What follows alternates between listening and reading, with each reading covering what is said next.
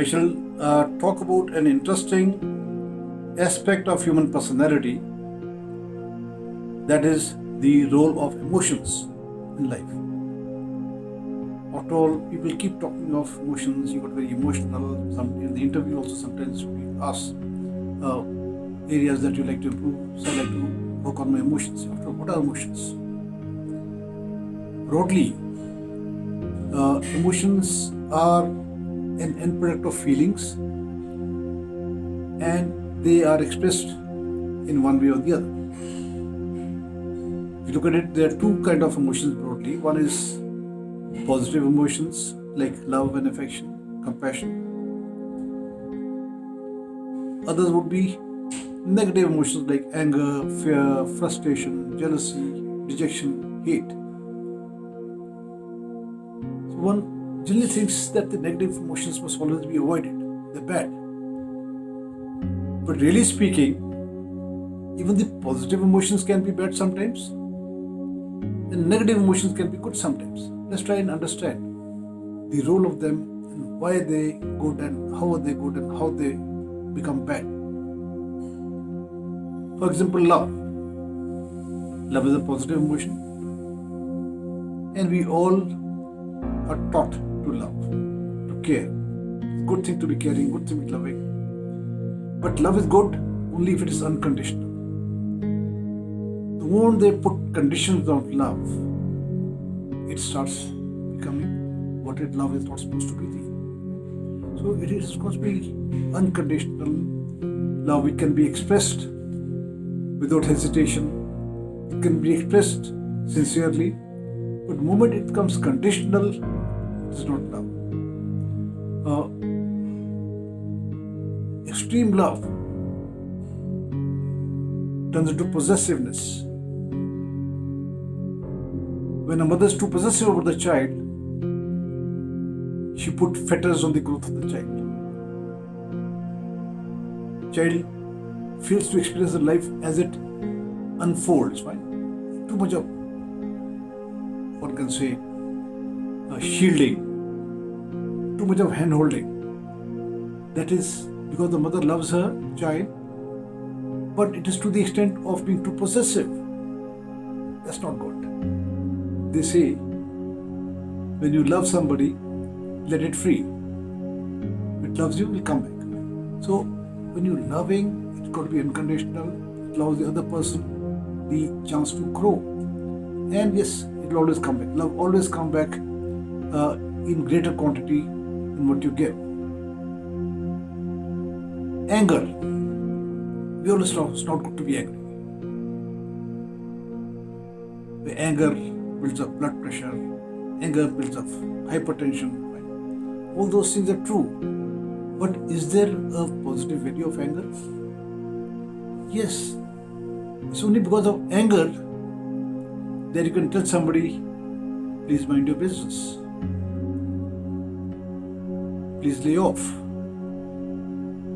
No, thank you. It is the basic emotion of anger which allows you to say that.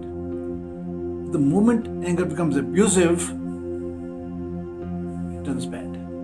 Bad for the person that you're expressing to, bad for your own self. Because it is creating a whole lot of negative emotions within you.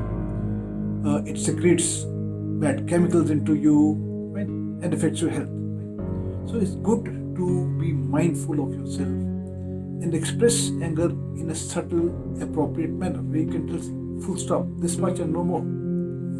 I don't like this. You can do it differently. Right? Please lay off. It's good. It allows you to express it. If there's no anger, you'll never be able to express it. But anger, which is also sometimes you're told, don't get angry. When you don't get angry, what happens? You don't express it. You live with it. You live with this anger. Gradually, it becomes a poison within you. It's like a pressure cooker which got a faulty release valve, and sometimes it will burst. So anger, when it becomes excessive, becomes rage. When it becomes rage, then you have no control. You may hit, you may kill, you may commit suicide, all that are effects of the fallout of our age. All that is an anger which is badly managed. Anger also needs to be managed. Anger needs to be expressed appropriately to the right person at the right time, without letting it turn into a noisy thing, a hateful thing. That is what is wrong.